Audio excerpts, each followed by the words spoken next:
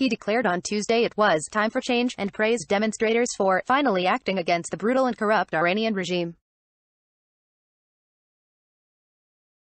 Washington has continued to exert pressure on the Islamic Republic, with its UN ambassador Nikki Haley calling for emergency UN talks to discuss the situation. "The people of Iran are crying out for freedom," she said at a news conference. "All freedom-loving people must stand with their cause."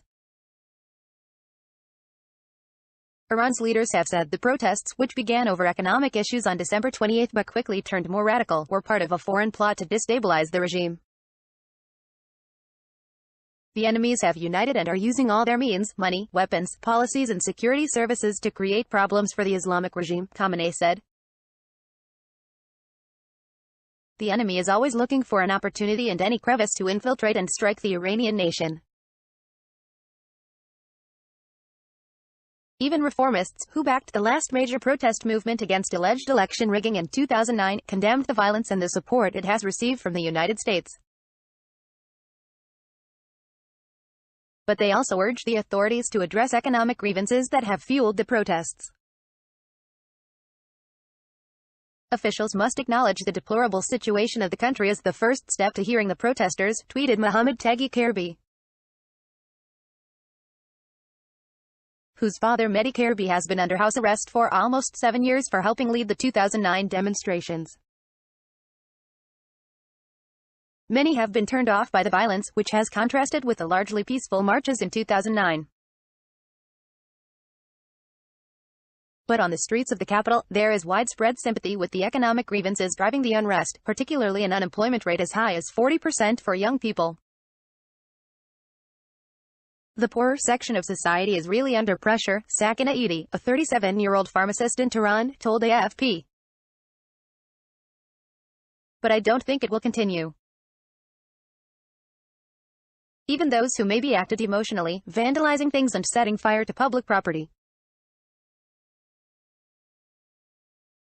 know that the smoke will get into everyone's eyes and that insecurity in the country is not in anyone's interest." Others rejected the official line that foreign powers were behind the unrest. "I don't agree.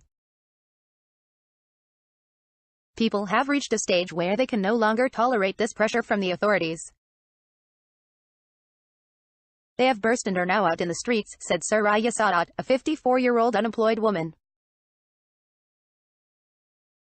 There were only limited reports of violence and clashes in provincial areas on the night of Tuesday to Wednesday. 2 men fired on a bank and police post in the central province of Isfahan, without causing casualties, said state television. No information has been published on clashes or arrests in Tehran, said reformist news agency ILNA late Friday.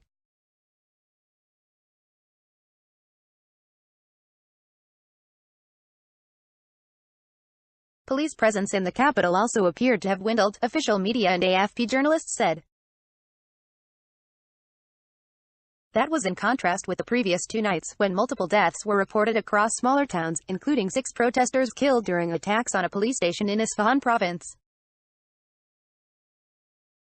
As violence grew, authorities stepped up arrests, with at least 450 people detained in Tehran between Saturday and Monday, and many more in outlying areas. Rouhani came to power in 2013 promising to mend the economy and ease social tensions, but high living costs and a 12% unemployment rate have left many feeling that progress is too slow.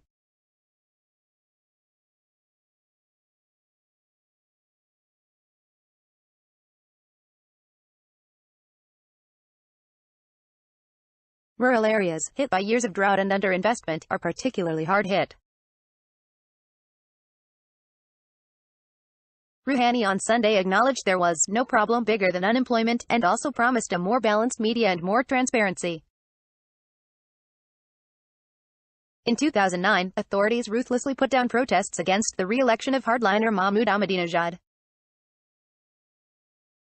At least 36 people were killed, according to an official toll, while the opposition says 72 died.